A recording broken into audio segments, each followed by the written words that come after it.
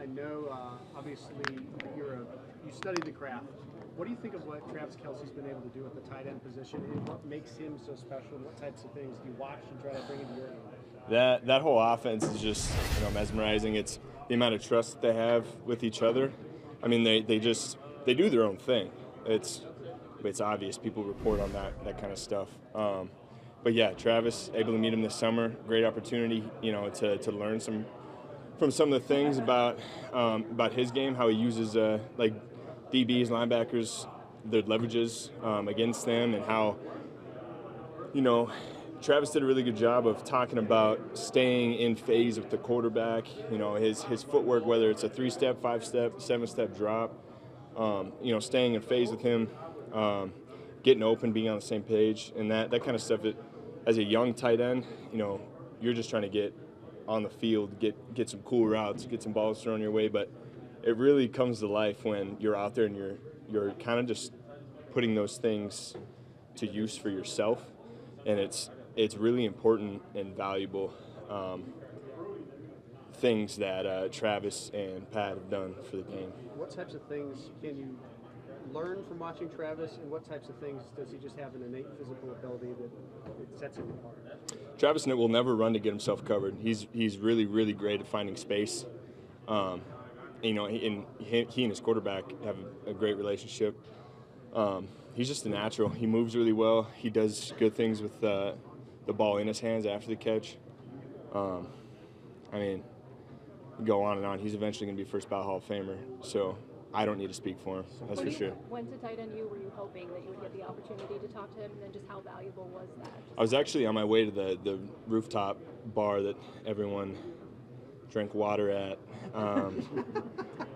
and I was going up there, and the first time I met him, he just walked into the elevator with me, and I, rookie from small town South Dakota, I'm like, oh, you're Travis Kelce.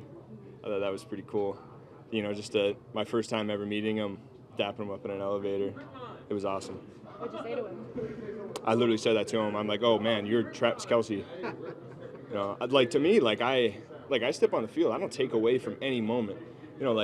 We played against the Broncos, and I was out there on the field warming up. I'm like, oh, that's awesome. That's Russell Wilson. I don't, I'm a fangirl until the whistle blows. I'm not going to take away from anyone's individual success. Those guys are great players, and they leave legacies, and so it's awesome to be able to meet them. So, Turner, how many reps do you think it takes to understand those leverage points you were talking about, that Travis? Thousands.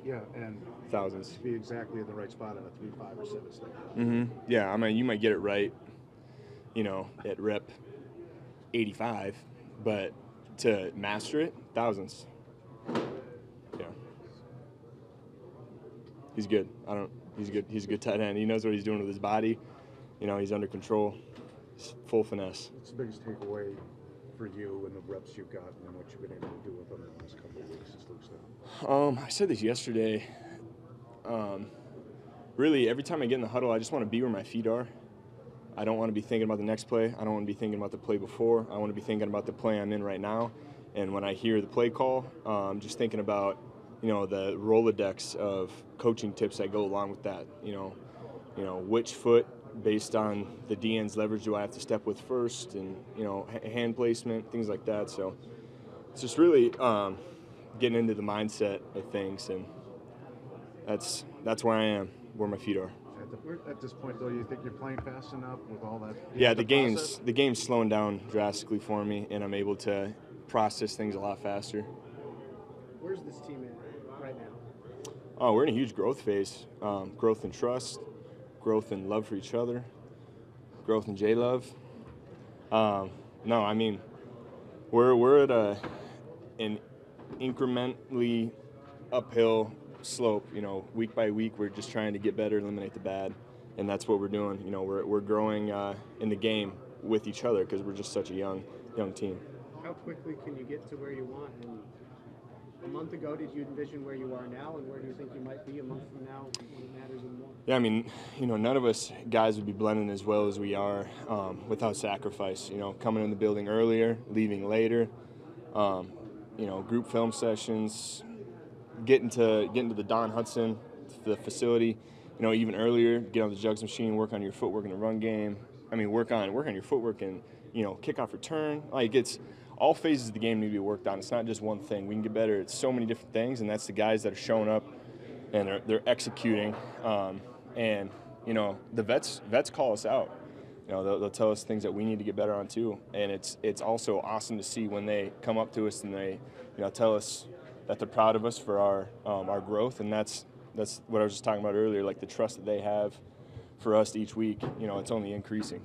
Tucker, who would you say is an unsung hero who's showing up the earliest, who's maybe putting all the work that we might not see but you see in practice? Josiah DeGuara beats me to the facility every single day. I've said this before. Joe's a leader of men. He leads prayer pregame, leads Bible study on Mondays. I go to couples Bible study with him too. Joe he's a man of faith. He's a leader of men, and I follow him anywhere. He's a soft-spoken individual, but he puts his helmet on. He's a really intense guy, and I respect him immensely. That's a pretty young tight end room. How does he lead that room? You know, he does the best he can, especially with him being more of a fullback. But he'll go out there and he'll reach a 9 technique if you ask him to. He's full of energy and he's full of might, and he's going to do what's asked of him. What you mentioned feeling starstruck. How do you feel about knowing on the opposite sideline you've got a guy like Patrick Mahomes over there? Yeah, I mean, you know, those guys have been in the game. They know what they're doing. They're very successful. But like I said, when that ball leaves the tee for kickoff, it's all eyes on 10. You know, getting the play call in the huddle, lining up, execute. From week 1 to today, where have you seen the most growth in your game? Just my confidence. You know, it's